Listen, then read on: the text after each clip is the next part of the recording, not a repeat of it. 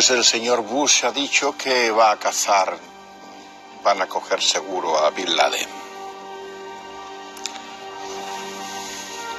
Bueno, yo creo que él está cumpliendo con un proyecto. Bin Laden es hijo del señor Bush. La familia de Bush hace negocios con la familia de Bin Laden. Lo que pasa es que el petróleo parece ser que es neutro. Bin Laden fue apoyado con armas, apoyo político, cuando Bin Laden combatía a los soviéticos en Afganistán. Como Saddam Hussein también fue apoyado por Estados Unidos. Es decir, Estados Unidos tiene una historia de apoyo a terroristas que después, cuando no le conviene, ¿qué pasó en Panamá? Con Noriega. O con Videla. Pues sí, o y con con todo el Pinochet. efectivamente, apoyan dictaduras, apoyan regímenes sangrientos, apoya a la monarquía de Arabia Saudita, que es una monarquía totalmente reaccionaria y medieval, o apoya como un elemento muy fuerte a esta monarquía alauita que tenemos aquí. Ante la indiferencia del mundo. Bueno, es una indiferencia que es culpable, porque si la gente que calla tiene el mínimo elemento de cultura o de razón, sabe que está encubriendo un asesinato.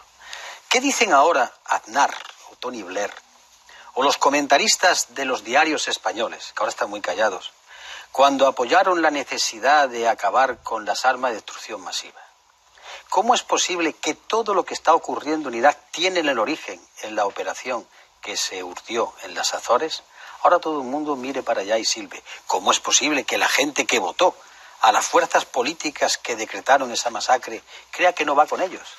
No, ciudadano, usted que votó, usted tiene, es verdad que una pequeña parte, pequeñísima, pero una parte de responsabilidad. ¿Cómo es posible que lo que está pasando ahora mismo en Yugoslavia, donde curiosamente están planteando la Unión Europea que haya una especie de referéndum para ejercer el derecho de autodeterminación sobre Montenegro? Ah, es que a la antigua República de Yugoslavia, que iba a acabar con ella porque era comunista. Cuando se utilizan las leyes con dos varas de medir, es que no existen leyes. No hay ningún garzón, ningún juez garzón que vaya por Bush, ¿verdad? Hombre, el problema de Bush no es un problema de que haya duda acerca de sus crímenes y de sus tropelías. El problema es un problema de fuerza. Usted sabe que la ley tiene los instrumentos de las fuerzas y cuerpos de seguridad del Estado para detener al delincuente. ¿Dónde está esa fuerza? Pero la cosa está muy clara, en la que nadie debe engañarse. Bush es un delincuente. Y lo digo amparándome en las leyes que ha vulnerado. Yo nunca digo estas expresiones si no estoy seguro de lo que estoy diciendo. Simplemente con la Carta Fundacional de las Naciones Unidas hay materia para meter en el treno y después juzgarlo a Bush y a Tony Blair. Y rozando y rondando la cárcel un tal señor Aznar.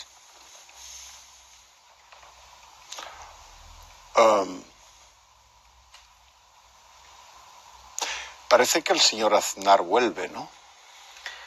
Bueno, se le ve mucho más. El otro día en la manifestación en la que estuvo parece que se oían voces de vuelve. Bueno, él realmente sabe usted que cuando él plantea la idea de irse, él se va, o anuncia que se va, mejor dicho, en un momento dulce, con muchas comillas, ¿no? Todavía no había ido lo de la guerra de Irak, y lo plantea como una especie de lección que se pretende dar, ¿no? O sea que usted cree que se fue para volver. Siempre lo he creído. Sí. Lo que pasa es que la gente piensa que es para volver como presidente del gobierno. Quizás sí. Lo que pasa es que esa apuesta de Aznar en aquel momento, repito, en un momento dulce, era una apuesta mucho más larga. ¿Usted, señor Anguita, se sentaría en la mesa de la paz por Euskadi? ¿En Euskadi? Hombre, según lo que se vaya a tratar. Porque si es sentarse para que los periodistas hagan 4 fotografías y 3 ruedas de prensa, no me interesa. Ahí tiene que haber un motivo fundamental, que para mí, sigo en esto estando totalmente de acuerdo con el artículo 10 del Pacto de Ajuria-Enea, las bombas desaparecen y las pistolas también.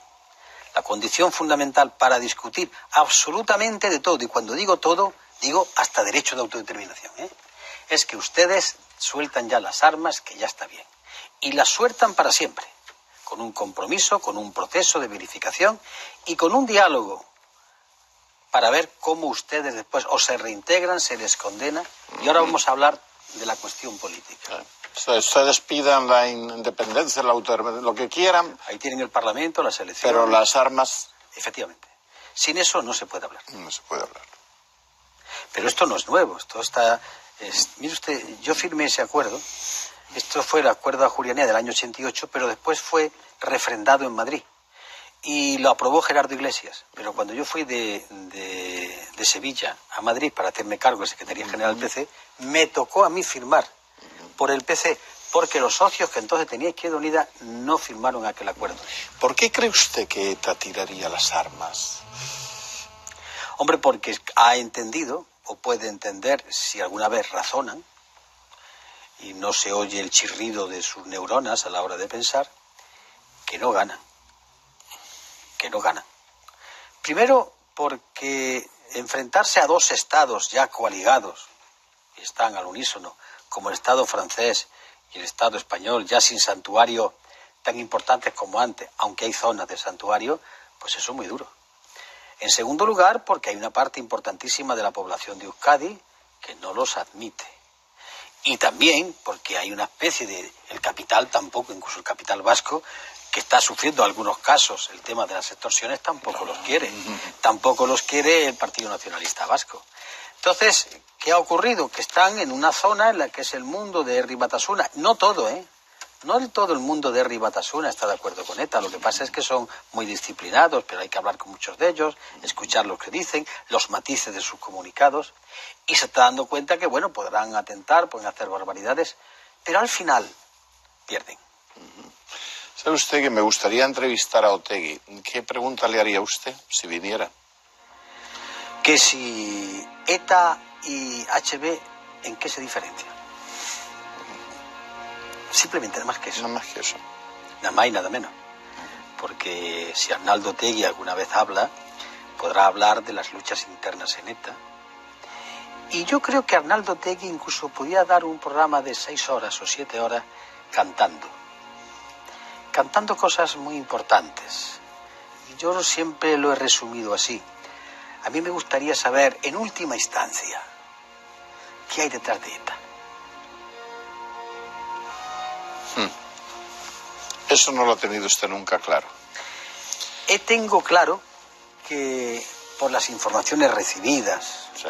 y sé los sitios, que hay un punto oscuro. Que en determinados momentos ETA ha hecho unas actuaciones que ni siquiera ex-etarras entendían. Y a tal efecto narro la primera vez que esto se me puso delante de mis oídos y mis ojos fue una cena en un caserío vasco, para 8 o 10 años, donde estuvimos hablando con ex-etarras, algunos de nuestro entorno, que no eran gente que había matado a nadie, sino de la ETA primitiva, y ellos decían, no entendemos esto, no entendemos. Y claro, allí se contaron anécdotas, se contaron cosas que hacen que yo, en esta cuestión, sea susceptible, por lo menos, de poder afirmar que no está limpio, ni está claro todo. Bueno, y estas cosas que se dicen, que España se está yendo, se ha ido a tomar por saco y todas esas cosas que decimos. Primeramente, yo creo que sería recomendable que muchos cargos públicos, muchos periodistas, muchos formadores de opinión, muchos catedráticos de matemáticas leyesen un poquito la historia. Les daría un documento que se aprobó el 27 de marzo del año 1892, que se llama Las Bases de Manresa, cuando el nacionalismo catalán naciente plantea sus exigencias. Que lo lean, porque esto ya los dejaría ante otras reivindicaciones más tranquilos.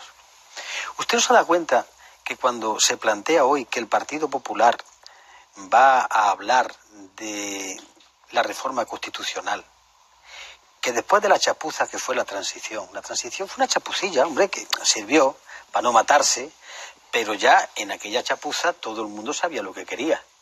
El propio Roca ha dicho muchas veces, hombre, pusimos lo de que lo de los convenios colectivos era vinculante, pusimos los derechos de los trabajadores porque la revolución de los claveles de Portugal estaba cerca. Dice, pero aquello sabíamos que no se iba a cumplir.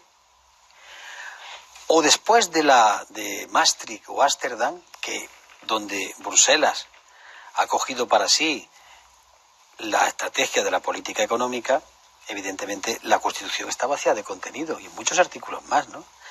Y claro, ahora mismo con el tema de la niña Leonor, ¿no? Que tiene que cambiar la Constitución, pero tiene que haber una especie de masa crítica de votos que lo pueda potenciar, ¿no?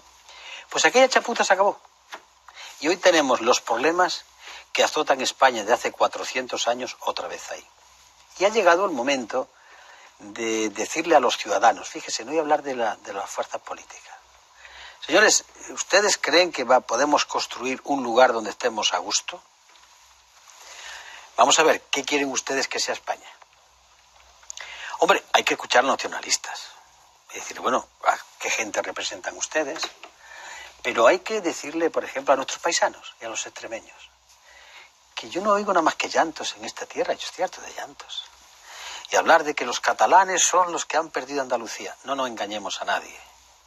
Los primeros traidores a Andalucía son sus señoritos. Por eso, y permítame que comente, me parece hiriente la entrega de esa medalla a doña Cayetana. Mis respetos a esa señora, pero representa a la casta que hizo imposible que aquí hubiese justicia social.